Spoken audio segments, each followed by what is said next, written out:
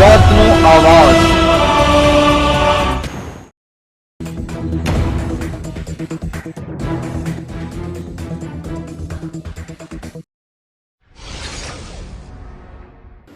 ત્રણ મહિલા બુટલેગરોને ભરૂચ જિલ્લાના વાલિયા ચોકડી બસ ડેપો નજીક વિદેશી દારૂના જથ્થા સાથે ભરૂચ એલસીબીની ટીમે ઝડપી પાડ્યા।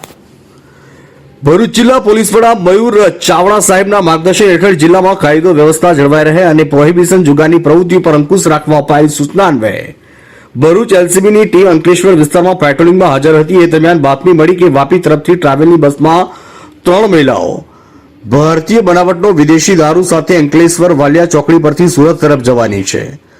તે ચોક્કસ માહિતીના આધારે ત્રણ મહિલાઓ આવતા તેમના થેલા ચેક કરતા થેલામાં કપડા નીચે સંતાડી રાખેલ ભારતીય બનાવટના વિદેશી દારૂની નાની મોટી તથા બિયરના નંગ ટીન નંગ મળી।